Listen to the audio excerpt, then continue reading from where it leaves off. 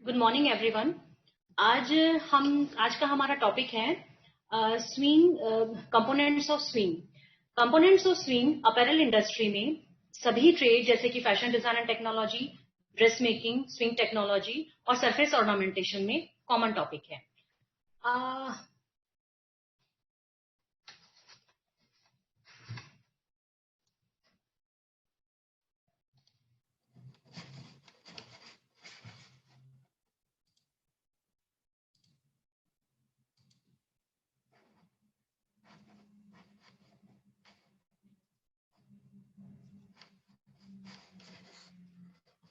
Okay, आपको जो मैंने असाइनमेंट दिया है, आप मुझे, मेरा मेल आईडी है sonu.gia@gmail.com। आज मुझे असाइनमेंट उस पर कंप्लीट करके मेल कर दीजिए। Thank you.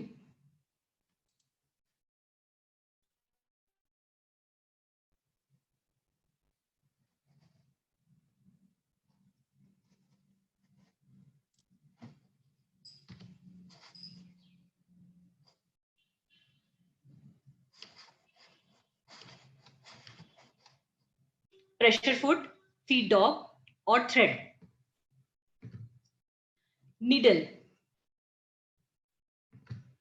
नीडल नीडल अगर हम बात करें, नीडल सबसे पहले हैंड नीडल स्टार्ट हुई थी। और ये जो हैंड नीडल है, ये लगभग 18,000 बीसी के आसपास से यूज की जा रही है। और हैंड नीडल, उस समय हैंड नीडल बनाई जाती थी जैसे जानवरों के सींगों की, हड्डियों की, लकड़ी की। ये जो आपको पिक दिखाई गई है, ये उसी फॉर्म में जो 18,000 बीसी के आसपास यूज की जाती थी। हैंड नीडल का जो आज हम कंस्ट्रक्शन देखते हैं वो अनचेंज्ड है। उसमें टिप के आसपास होल नहीं था, वो टॉप पे था। वो सेम आज भी उसी तरीके से किया जाता है। निडल में उसके बाद धीरे धीरे लगभग 15वीं शताब्दी के आसपास आयरन की निडल बनाना स्टार्ट हुआ। आफ्टर दैट 18वीं शताब्दी के आसपास जर्मनी ने सबसे पहले मशीन निडल बनाई, जिसमें कि टॉप पे होल ना होकर टिप और पॉइंट के आसपास होता था। जर्मनी ने ये निडल जो बनाई वो चेन स्टिच मशीन के लिए बनाई थी। और 1840 के आसपास से जैसे जैसे स्विंग मशीन्स का डेवलपमेंट स्टार्ट हुआ, साइमल्टेनियसली स्विंग निडल भी उसी हिसाब से बन रही है। और तब से लेके अब तक सभी प्रकार की जो निडल है वो स्टील निडल ही बनाई जाती है। और स्टील निडल बनती है। स्टील निडल, ये निडल दो तरीके की, स्ट्रेट और कर्व, मशीन निडल दोनों ही तरीके की होती है। अब हम बात करते हैं निडल एनाटॉमी के बारे में। देखिए, इस जो निडल एनाटॉमी है, ये निडल एनाटॉमी में ये पूरे आपको मशीन निडल दिखाएगा। ये इसमें जो ऊपर की तरफ ये ट्रंकेटेड कॉनिकल एरिया है, ये एरिया जो है, इस एरिया को कहा जाता है बट। उसके बाद में ये जो आपको दिखाया हुआ है एरिया, जिसका diameter rest of the needle से बड़ा होता है, ये एरिया जो है सिलेंड्रिकल एरिया, ये शैंक कहलाता है। शैंक के बाद में जो रेस्ट ऑफ द नीडल जहां से जॉइंट होती है, उस पोर्शन को हम शोल्डर कहते हैं। ये रहा, इस जगह पे ये लाइन जहां पर दिखाई गई है, इंडिकेट की गई है, ये शोल्डर है। और ये शोल्डर के बाद में ये जो आप फर्स्ट जो कलर है, ये निडल का टाइप इंडिकेट करता है कि निडल कौन सा टाइप की है। और जो सेकेंड कलर है, वो सेकेंड कलर निडल के साइज को बताता है कि निडल का साइज क्या है। उसके बाद का जो पोर्शन है आई तक के एरिया का, यहां से देखिए, यहां से लेके जो आई तक का एरिया है, इसे ब्लेड कहा जाता है और इसे शाफ्ट भी कहते हैं। उसके ब्लेड के अंदर इस तरीके की एक डैश, जो आपको डैश डैश करके दिखा हुआ है, इस तरीके का जो एरिया है यहां पर बना है, ये है लॉन्ग ग्रूव। लॉन्ग ग्रूव का काम क्या होता है? जब आपकी निडल में धागा जाके, जब वो कपड़े के साथ में नीचे पेनिट्रेट होके बॉबिन केस की तरफ पहुंचती है, तो आपका जो थ्रेड है उसको यहाँ इस एरिया में वो फिक्स हो जाता है, थ्रेड इसमें सेट हो जाता है। और उसके बाद में ये इसी आई के चारों तरफ ये एक शॉर्ट ग्रूव है। जब बॉबिन में से लूप निकलेगा, तो लूप निकलने के बाद में वो लूप इस शॉर्ट ग्रूव में से फिक्स होता हुआ ऊपर आता है। ये देखिए, ये चारों तरफ इसके ये शॉर्ट ग्रूव बना हुआ है। शॉर्ट ग्रूव के बाद में के बीच में जस्ट ये आई है, ये आई है एलिप्टिकल शेप की आई होती है। और इसका ये बहुत ज्यादा शार्प नहीं होती, अदरवाइज जब थ्रेड इसके अंदर से जाएगा तो थ्रेड के टूटने का डर होता है। और उसके बाद में ये नीचे की तरफ शेप्ड जो है, ये पॉइंट और टिप है। पॉइंट और टिप की जो मेन शेप है वो पेनिट्रेशन को सपोर्ट करती है, ताकि आपकी जो निडल है वो कपड़े में अच्छे से पेनिट्रेट हो जाए। अब हम देखिए निडल में ये सारा जो पोर्शन है, इसमें शंक के ऊपर निडल का साइज लिखा होता है कि निडल कौन से साइज की है। अब हम इसका जो ये इस निडल एनाटॉमी को समझने के बाद में हमें पॉइंट और टिप को समझना बहुत जरूरी है। इसका एक रीजन ये है कि देखिए मैंने अपनी एक्सपीरियंस से देखा है कि कई बार आप भी देखते होंगे, मार्केट से लेकर आए, सपोज ट्रैक सूट लेकर आए हैं, ट्रैक सूट की लंबाई हमें कम करनी है।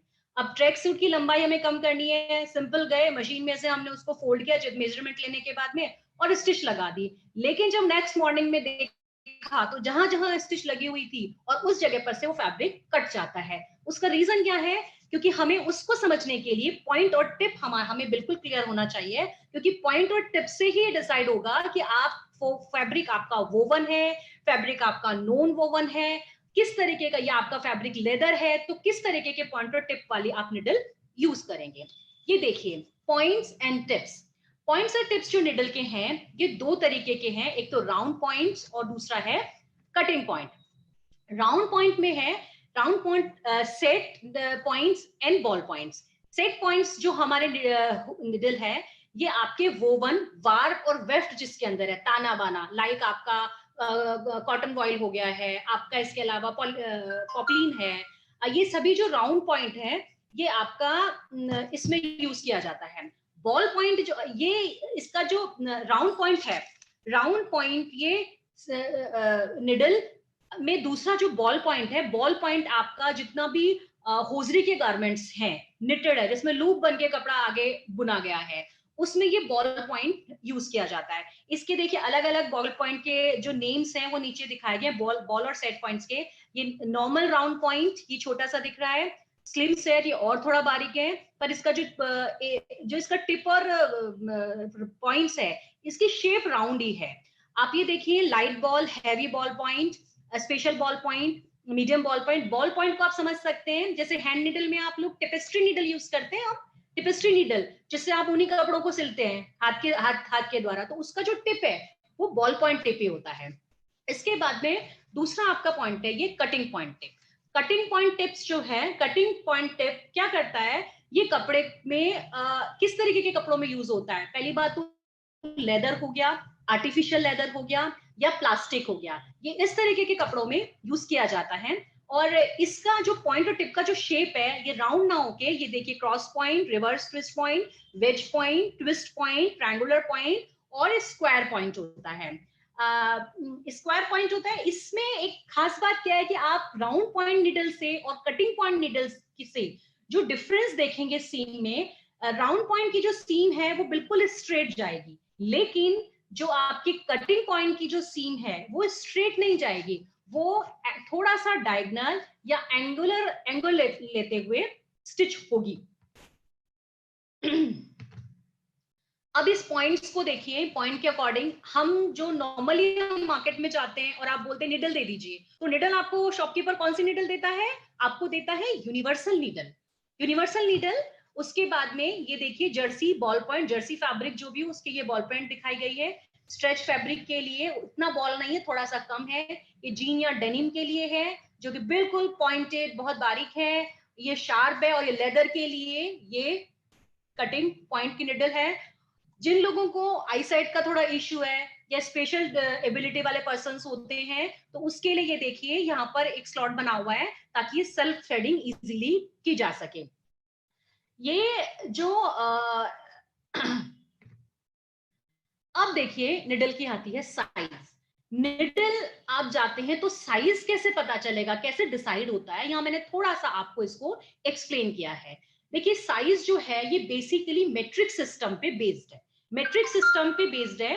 इसको ये जो, और वो बेस्ड किसके ऊपर है, ये देखिए ये आपका पूरा ब्लेड है ना, तो ये जो ब्लेड का डायमीटर है, ये ब्लेड के डायमीटर के अकॉर्डिंग निडल का साइज डिसाइड होता है। ये निडल का यहाँ ये देखिए ये किसका इंस्ट्रूमेंट है, ये इसको डायमीटर को दिखाने का, ये ऊपर मीटर है, इसमें दिख जाएगा कि क्या डायमीटर है। जैसे फॉर एग्जांपल मान लीजिए 7 mm है, यूजुअली डायमीटर mm में ही आएगा, तो मान लीजिए इसका ये डायमीटर इसका 7 mm है। ये मल्टीप्लाइड बाय 100 से होता है। ये मेट्रिक सिस्टम जो नंबरिंग का है, साइजेस का है, ये यूरोपियन सिस्टम है। जिसे आर्बिट्री नंबरिंग अमेरिकन सिस्टम जो है आर्बिट्री नंबरिंग सिस्टम से इसमें दूसरे नंबर में इसको दिया गया है। जैसे अगर मान लीजिए एक तरफ आपको ये दिख रहा है 100 है, तो ये 100 यूरोपियन नंबरिंग है, और ये 16 जो दिया गया है ये अमेरिकन आर्बिट्री नंबरिंग इसमें दी गई है। अब हम बात करते हैं अगर निडल की लेंथ की, तो मशीन निडल की जो लेंथ है ये स्टैंडर्ड साइज ही रहती है, सभी के अंदर स्टैंडर्ड साइज है। और स्टैंडर्ड साइज में ओवरलॉक की मशीन में थोड़ी सी ये छोटी हो जाती है, लेकिन यूजुअली सभी तरीके की जो मशीन है उसमें साइज जो है इसका स्टैंडर्ड साइज रहता है। अब हम देखते हैं निडल के बाद में सिलेक्शन ऑफ निडल किस तरीके से किया जाए। निडल के हमने इसकी एनाटॉमी समझ ली, निडल के किस पार्ट को क्या कहते हैं, किस पार्ट का बेसिकली यूज क्या है। इसके बाद में हमने सिलेक्शन ऑफ ये समझ लिया कि निडल की नंबर कैसे डिसाइड होता है, उसका साइज कैसे डिसाइड होगा। अभी जो हमारा है ये है आपका selection of needle. Selection of needle है अमेरिकन एंड यूरोपियन। 8, 9, 10 नंबर की जो नीडल है ये वेरी फाइन फैब्रिक के लिए यूज होगी, लाइक सिल्क है, शिफॉन है, ऑर्गेन्जा है, वॉइल है, लेस है, इनके लिए यूज की जाएगी। अब दूसरा आता है आपका लाइट वेट फैब्रिक के लिए यूज होगी, लाइक आपका कॉटन है, थोड़ा सा हेवियर सिल्क है, सिंथेटिक से लाइटरा है, इसमें आपकी 11, 12 नंबर की निडल आप यूज करेंगे। अब मीडियम वेट फैब्रिक लाइक आपका वेलवेट हो गया, आपका फाइन कॉर्डुरॉय हो गया, लिनन हो गया, मसलिन हो गया, इसके लिए 14 नंबर की निडल यूज की जाएगी। हैवी वेट फैब्रिक डेनिम और कैनवास के लिए आप 16 नंबर की निडल यूज करेंगे। और 18 और 19 वेरी हैवी फैब्रिक डेनिम और अपहोल्स्ट्री, अपहोल्स्ट्री मतलब जो पर्दे, गद्दे के कवर, ये सब होते हैं, ये आप इसमें 18 से 19 नंबर की निडल यूज करेंगे।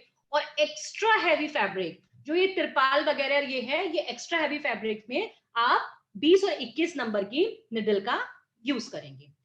अब हम आगे चलते हैं needle first component, swing components needle explain करने के बाद में आपको सब आई होप सभी को समझ आया होगा। हम नेक्स्ट पे पढ़ते हैं थ्रॉट प्लेट। देखिए जो आपकी मशीन बॉडी है, मशीन बॉडी के ठीक नीचे प्रेशर फुट के राइट हैंड साइड पर ये डी के शेप का एक आप ये देखिए बना होता है। इस डी शेप में सबसे पहली चीज तो स्लॉट्स बने होंगे, किसके लिए बने होंगे, एक तो स्लॉट बने होंगे फीड डॉग के लिए, ताकि फीड डॉग ऊपर और नीचे की तरफ जब फीड डॉग आएगा तो कपड़ा आगे की तरफ मूव करता है, तो फीड डॉग के लिए स्लॉट बने हैं। दूसरा इसमें ये जो होल है जो ये बना हुआ है ये निडल के लिए है, ये देखिए ये जो बीच में है ये निडल के लिए है। निडल के लिए होल भी होता है और छोटा सा स्लॉट भी होता है। चेन स्टिच मशीन जो है उसके लिए छोटा सा स्लॉट बना होगा। साइड में आप जो देख रहे हैं ये 1/4 inch, half inch, 3/4 inch, 1 inch, ये जो दिखाया गया, जब यहां से आप इस ये होल में से आपका कपड़ा स्टिच होते जाएगा, तो ये थोड़ा सा आपको एक गाइडलाइन है कि 1/4 इंच मार्जिन या अलाउंस इस जगह पे है, हाफ इंच यहाँ पर है, 3/4 इंच है, ताकि जो स्टिच कर रहा है उसको ध्यान रहे कि हाँ मैंने ये 1/4 इंच रखा है, तो इस लाइन ये गाइडलाइन दी गई है। उसके बाद में एक मैं बताऊं आपको, ये जो थ्रॉट प्लेट है ये हाईली पॉलिश्ड होती है। हाईली पॉलिश्ड होने का इसका रीजन ये है कि हाईली पॉलिश्ड आप जो स्टिच कर रहे हैं, कपड़ा सिल रहे हैं, तो कपड़े को मशीन के बिल्कुल आगे निकल जाना है। तो जब मशीन के वो आगे निकलेगा तो ये सरफेस हाईली पॉलिश्ड होती है ताकि स्लिपरी होता है, और बिना किसी प्रॉब्लम के फीड डॉग और प्रेशर फुट से और निडल से जब काम होता रहता है तो कपड़ा आपका आगे सरकता रहता है। इसके बाद थ्रॉट प्लेट के बाद हम आगे बढ़ते हैं प्रेशर फुट की तरफ। देखिए ये जो पोर्शन आपको दिखाया गया ये साइड देखिए, ये प्रेशर फुट है। ये प्रेशर फुट कई तरीके के आता है, प्रेशर फुट पाइपिंग के हैमर है, टकर है, जिपर है, ये सभी के लिए अलग अलग तरीके का प्रेशर फुट आता है। मैंने यहाँ पर आपको एक सिंपल जनरल प्रेशर फुट जो normal SNL single needle lock stitch machine का है वो मैंने आपको यहाँ दिखाया गया है। ये प्रेशर फुट का क्या काम है, एक तो ये काम करते हैं होल्ड द मटेरियल सिक्योरली, ये कपड़े को पकड़ के रखता है उसी जगह पर ताकि कपड़ा आगे ना खिसके, कपड़ा आगे की तरफ कब ना खिसके, जब तक फीड डॉग और से मशीन आगे स्टिच ना करके चली जाए तब तक वो आगे ना खिसके। दूसरा इसका क्या काम है सिक्योरली, आप मैंने अभी आपको बताया थ्रॉट प्लेट है स्लिपरी है, तो थ्रॉट प्लेट पे तो जाते ही कपड़ा जैसे फटाफट से आगे सरकने लग जाता है, तो थ्रॉट प्लेट के अगेंस्ट ये फैब्रिक को होल्ड करके रखता है और एडिक्वेट प्रेशर बना के रखता है, ताकि कपड़े का फीड डॉग के बीच में प्रेशर बना रहे कि जब स्टिच हो रही है तो कपड़ा वही रहे और हल्का सा ऊपर उठता रहता है, ताकि जब एक स्टिच फॉर्मेशन हो गई है तो दूसरी स्टिच के लिए आगे बढ़ जाए। तो ये स्लाइड प्रेशर भी मेंटेन करके रखता है। तो प्रेशर फुट यहाँ पे एक स्क्रू की सहायता से यहाँ पे कसा जाता है, जैसे जो स्क्रू दिखाया जा रहा है आपको, या स्क्रू की सहायता से इसको कसते हैं। उसके बाद में नेक्स्ट हमारा है फीड डॉग। फीड डॉग, इसमें वन और मोर रेज्ड रो होती हैं। ये जो 1 और 2 रेज्ड रोज हैं, ये देखिए जो अभी आपको मैंने दिखाया था यहाँ पे, इस स्लॉट में से ये निकल के बाहर आएंगी। ये इसी फीड डॉग के लिए समझाया गया था, ये जो दिखाई गई थी आपको।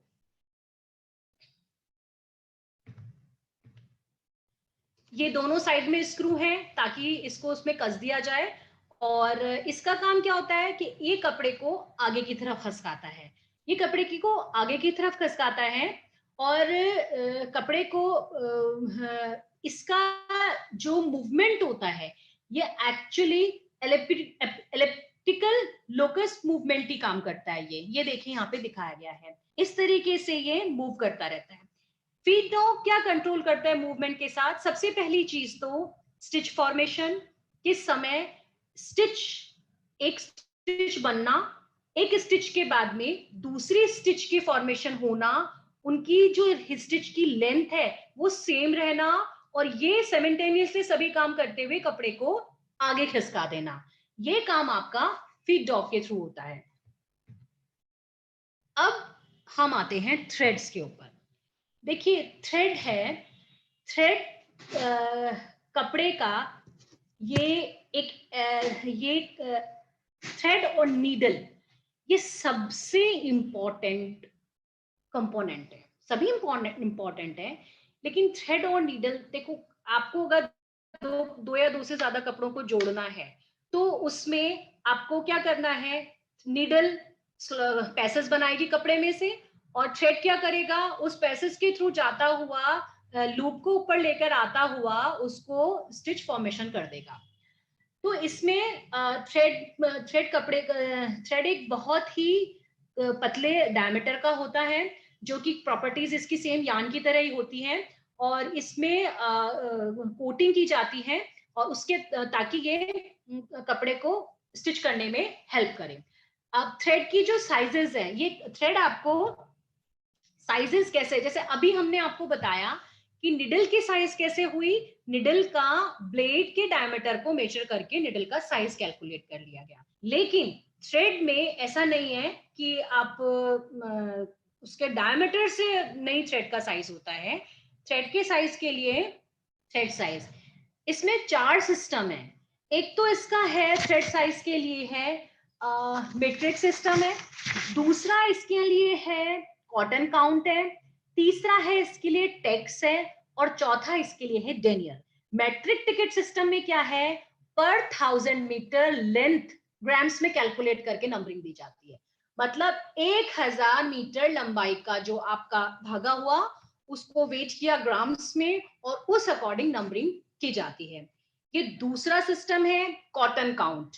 कॉटन काउंट में क्या करना है, ये जैसे 840 यार्ड्स हैंक्स है उसको पाउंड में कैलकुलेट किया जाता है, मतलब यार्ड्स में लिया जाएगा लेंथ और उसको किया जाएगा वेट पाउंड्स में किया जाएगा। ये दूसरा सिस्टम है कॉटन काउंट का।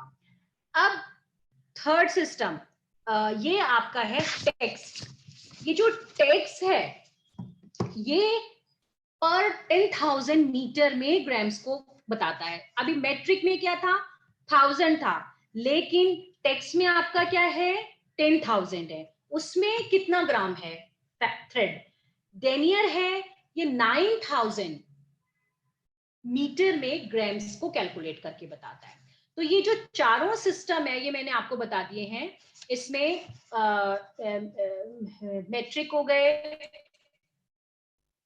आपके, कॉटन काउंट हो गया, टेक्स हो गया, डेनियर हो गया, यहाँ पे देखिए एक इसको सिलेक्शन के लिए, जैसे अभी हमने आपको थ्रेड के बारे में बताया था, नीडल के बारे में बताया था, ऐसे ही इसका बताया गया है।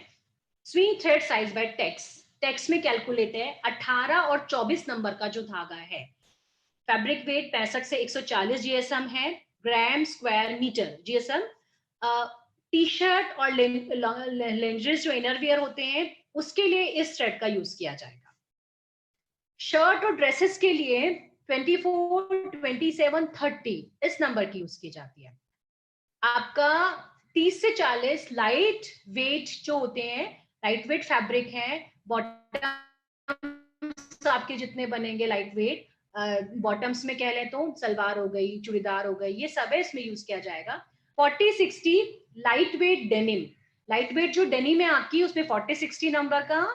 और ये जो हैवी वेट डेनिम है इसमें आपका 60, 80, 105 जिसका जीएसएम 400 से 500 होगा ग्राम स्क्वायर मीटर। ये इस तरीके से इसका फैब्रिक वेट यार्ड्स और ऑन्स में भी दिया गया है, नंबर अलग यहाँ पर, तो 2446 ये चार्ट में आपको बताया गया है।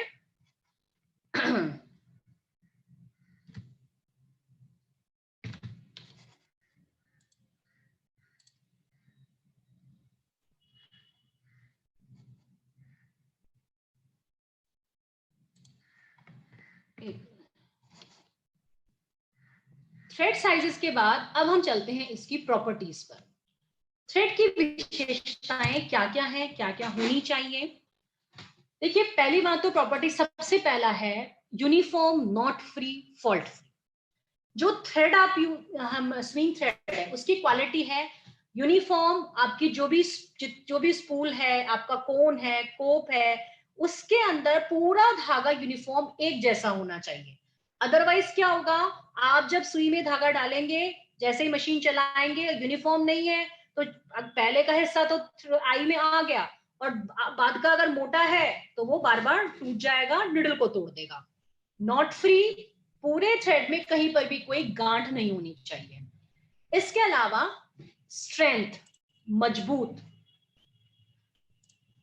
मजबूती धागे की जरूरी है। मशीन बहुत स्पीड से चलती है, अलग अलग हिस्सों से वो हाथ में कपड़े टेंशन को सहते हुए वो काम करे, बीच में टूटना नहीं चाहिए। क्योंकि यदि बार बार स्टिच करते समय आपका टूट गया धागा तो काम करने में प्रॉब्लम आएगी और वो स्ट्रेंथ अगर नहीं होगा तो पहनने पर भी ड्यूरेबल नहीं रहेगा। तीसरी इसमें क्वालिटी क्या होनी चाहिए, प्रॉपर्टीज क्या है, इलास्टिसिटी। इलास्टिसिटी इलास्टिसिटी जब धागा निडल होल में से नीचे की तरफ बॉबिन का धागा लूप में से लेकर आता है तो हल्की सी इलास्टिसिटी तो उसी समय चाहिए होती है धागे में। दूसरी इलास्टिसिटी कब होनी चाहिए, वियरर को पहनने उतारने के समय जब थोड़ा सा भी तनाव आता है तो उस समय इलास्टिसिटी की आवश्यकता है, वो थ्रेड में इलास्टिसिटी होनी चाहिए। उसके अलावा फ्रिक्शन रेसिस्टेंस, वो बार बार जो मशीन के हिस्सों से टकराव हो रहा है तो वो फ्रिक्शन से बचने वाली होनी चाहिए। फ्रिक्शन के टाइम ऐसा ना हो कि आपका धागा टूट जाए, क्योंकि धागे को कई सारे मशीन के पार्ट में से होकर गुजरना पड़ता है। सबसे पहले स्पूल पिन में आप टांगोगे, उसके बाद में थ्रेड गाइड में होते हुए आप टेंशन सेट करते हुए वापस से आप उसको नीचे की तरफ लेकर आओगे। नीचे की तरफ भी अगर धागा बॉबिन में भरा गया है तो वो लूप उठाएगा तो ऊपर की तरफ आएगा और अलग अलग पार्ट से टकराता हुआ आएगा। तो उसके अंदर फ्रिक्शन रेसिस्टेंस जरूर है ताकि वो टकराए तो टूटना नहीं चाहिए, उसको सह सके अच्छे से टकराव को। उसके बाद में एक है आपका एब्रेशन रेजिस्टेंस। एब्रेशन रेजिस्टेंस आपका जब लूप बन के आता है घर्षण होता है तो घर्षण से भी बचना चाहिए। उसमें ये क्वालिटी हो थ्रेड के अंदर कि घर्षण के समय भी वो मजबूती से टिका रहे हैं, उसमें प्रॉब्लम ना हो। हीट रेसिस्टेंस, निडल जब तेजी से चलती है और जब नीचे वाले पार्ट में तो आपका जो धागा हीट रेजिस्टेंस नहीं होगा तो क्या हो सकता है, इसके पे स्टिच आ जाएगा, धागा टूट जाएगा। ठीक है, तो ये प्रॉब्लम होती है। उसके अलावा एक जो है ट्विस्ट डायरेक्शन, यूजुअली जो ट्विस्ट का डायरेक्शन है धागे में वो आप देखिए ट्विस्ट ये एक फाइबर टू फैब्रिक में है, आपने पढ़ी होगी जेड ट्विस्ट और एस ट्विस्ट यूजुअली होती है। तो ज्यादातर जो ट्विस्ट का डायरेक्शन है थ्रेड में, स्विंग थ्रेड के अंदर, वो जेड ट्विस्ट ही होती है, बहुत कम एस भी होती है, लेकिन एस ट्विस्ट का बहुत कम यूज किया जाता है। अब यहाँ पर हम नेक्स्ट पढ़ते हैं कलर फास्टनेस। धागा जो है वो कलर फास्टनेस उसमें होनी चाहिए। कलर फास्टनेस कहाँ कहाँ जरूरी है? सबसे पहली बात है कि धागा आप कपड़ा धोएंगे, उसके बाद में आप उसको सुखाएंगे, धूप में डालेंगे, कलर फास्टनेस वहां होना जरूरी है। कलर फास्टनेस जब धो रहे हैं उस समय कलर ब्लीड ना हो जाए, अदरवाइज वो आपके कपड़े के चारों तरफ फैल के उसको खराब कर देगा। अगर मान लीजिए आपके रेनी सीजन्स में गीले हो जाते हैं कई बार, उस समय अगर कलर फास्टनेस नहीं हुआ तो कपड़ा खराब हो जाएगा। इसके अलावा आप ये देखिए कलर फास्टनेस इसलिए बहुत जरूरी है, और वो थ्रेड में होने, और स्पेशली मैं आपको बताऊं स्विंग थ्रेड के साथ साथ, क्योंकि हमारा जो एम्ब्रॉयडरी का धागा है उसके अंदर अगर मान लीजिए कलर फास्टनेस नहीं हुई तो बाहर की पूरी सरफेस को खराब कर देगा। इसलिए ये एक नया इंपॉर्टेंट फैक्टर है जो कलर फास्टनेस थ्रेड में बहुत जरूरी है। इसके बाद में है लो श्रिंकेज।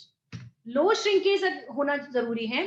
कपड़ा जब भी पानी में जाएगा, धुलना है, वॉश तो होनी है उसकी, तो उसका श्रिंकेज बहुत कम हो, अदरवाइज पकड़िंग का प्रॉब्लम वॉश के बाद में नजर आएगा और ये हो सकती है। ये एक जनरल प्रॉपर्टीज है जो मैंने आपको बताई। इसके अलावा अगर जो आपके जो जितने भी फैब्रिक हैं, जैसे कि जो केमिकल में यूज होना चाहिए तो केमिकल से रेजिस्टेंस उसमें होने चाहिए। फायर में अगर यूज कर रहे हैं तो वो फायर रेजिस्टेंस, अगर आपके स्विमिंग के हैं तो वाटर से ऐसा नहीं है कि ऐसा ना हो कि कपड़ा आपका पानी में गया, स्विम सूट आप तैर रहे हो और धागे फूल गए उस जगह से, तो क्योंकि वो कपड़े को फिर फाड़ सकते हैं। तो वो एक अलग प्रॉपर्टीज है जो जैसे जिस जिस जिस के लिए आप गारमेंट को यूज कर रहे हैं वो उस तरीके की उसमें यूज होती है। ये समझना इसलिए जरूरी है क्योंकि हम डोमेस्टिक यूज पे तो हम एक सिंपल जाएंगे और बोलते हैं कि धागे की रील दे दो, लेकिन हमारा पर्पस है कि इंडस्ट्रियल जब हम लेवल पे काम कर रहे हैं तो किस तरीके से थ्रेड में क्वालिटीज हो और हम अपने लिए उसको यूज करें, तो उसकी प्रॉपर्टीज की तरफ हमें ध्यान जरूर देना चाहिए। अब नेक्स्ट इसका है, अब हम पढ़ते हैं टाइप्स। कौन कौन से टाइप के धागे हैं जो यूज किए जाते हैं? सबसे पहले लिनन। लिनन सबसे पुराना धागा है जो कपड़ा सिलाई में यूज किया जाता है। लिनन और धागा पुराना है और सबसे मजबूत धागा है लिनन। लेकिन अब नाउअडेज इसका बहुतायत में प्रयोग नहीं होता है। इसका नॉर्मल स्विंग जो आपके कैजुअल वियर वगैरह आप पहनते हो या पार्टी वियर्स अगर आप पहनते हो उसमें इसका यूज अब नहीं होता है। इसका लिनन का आपका यूज कहाँ पर होगा? लिनन का यूज आपका होता है लाइक शूज है, टेंट स्विंग में, लेदर्स में, इस एरिया इसमें लिनन का प्रयोग होता है और वो भी बहुत ही लिमिटेड ही होता है। अब दूसरा है इसके अंदर आपका सिल्क। सिल्क नेचुरल लस्टर होती है, इसमें प्राकृतिक चमक होती है और ये फिलामेंट धागा है। सिल्क बहुत अच्छा है, मजबूत है, बट इसमें एक्सपेंसिव है। तो एम्ब्रॉयडरी में आज भी यूज होता है, ट्रेडिशनल एम्ब्रॉयडरीज में सिल्क का धागा यूज किया जाता है और एक्सपेंसिव होने की वजह से स्विंग में इसका यूज ज्यादा नहीं होता है। स्विंग में अब हम नेक्स्ट चलते हैं कॉटन थ्रेड की तरफ। कॉटन जो धागा है वो 3 तरीके का है। एक तो सॉफ्ट कॉटन है, दूसरा आपका ग्लेज कॉटन और मर्सराइज्ड कॉटन। सॉफ्ट कॉटन है, सॉफ्ट कॉटन में हीट रेसिस्टेंस बहुत अच्छा होता है। अगर हीट रेसिस्टेंस सॉफ्ट कॉटन में बहुत अच्छा होता है, लेकिन ये मजबूत उतना नहीं होता और इसमें श्रिंकेज बहुत ज्यादा, जैसे ही श्रिंकेज बहुत ज्यादा होता है सॉफ्ट कॉटन में। सॉफ्ट कॉटन को डाइंग करके अलग अलग कलर्स का बनाया जा सकता है, लेकिन सॉफ्ट कॉटन के यूजुअली जो सॉफ्ट कॉटन यूज होता है जहां पर पीस डाइंग यूज करनी है, पीस डाइंग आइटम्स हैं, वहां पर सॉफ्ट कॉटन यूज किया जाता है। अब इसके अंदर सॉफ्ट कॉटन के अलावा ग्लेज कॉटन और मर्सराइज कॉटन है। इसमें कास्टिक सोडा, पैराफिन वैक्स, इसकी सरफेस की कोटिंग की जाती है ताकि उसमें शाइनिंग हो और जो प्रोसेस करके उसका जो श्रिंकेज है वो मर्सराइज और ग्लेज का फर्स्ट जो आपको मैंने सॉफ्ट कॉटन थ्रेड बताया था उसके कंपैरेटिवली कम होता है, उतना नहीं होता है। अब इसके बाद में हम बात करते हैं आपकी विस्कस की। विस्कस थ्रेड जो आपका है,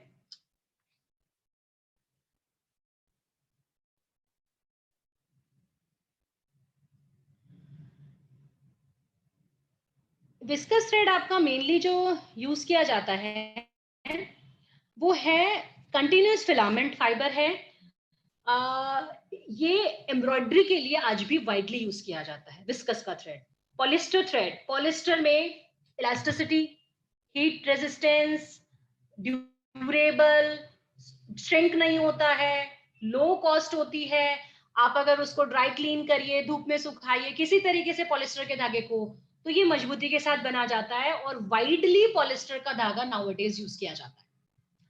कोरस्पन, कोरस्पन जो थ्रेड है, कोरस्पन थ्रेड है, ये इस थ्रेड में पॉलिस्टर का धागा है, उसके चारों तरफ कॉटन रेप्ड फाइबर किया जाता है और ये स्ट्रॉन्ग थ्रेड है सिलाई के लिए। अगर देखा जाए सिलाई के दृष्टिकोण से ये तो बहुत ही स्ट्रॉन्ग थ्रेड है।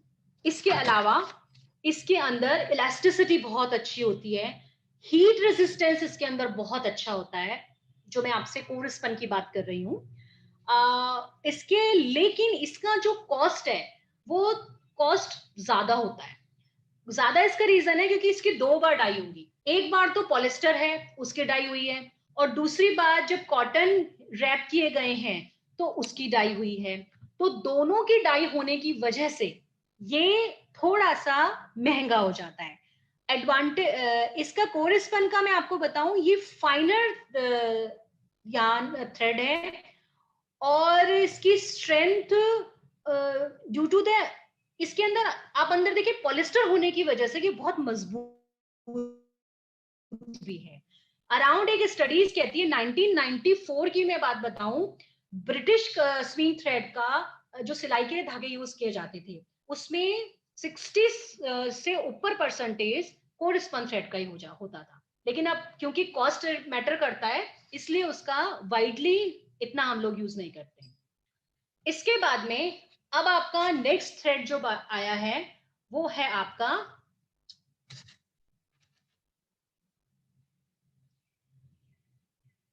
पॉलिस्टर के अलावा आपका नेक्स्ट है एरेमाइड थ्रेड। एरेमाइड थ्रेड लार्ज स्केल पे यूज नहीं करते, इसका दूसरा नाम है नॉमिक्स। ये लार्ज स्केल पे यूज नहीं करते हैं, लेकिन इसमें जो फायर फाइटिंग गारमेंट है इस तब उसमें यहाँ यूज किया जाता है। लार्ज स्केल पे यूज ना किए जाने का रीजन एक तो बहुत कॉस्ट है, कॉस्टली बहुत ज्यादा है ये। नेक्स्ट आपका है ये पेफे थ्रेड। पेफे थ्रेड है ये भी इसका भी लिमिटेड यूज है ड्यू टू इसकी कॉस्ट बहुत हाई होती है।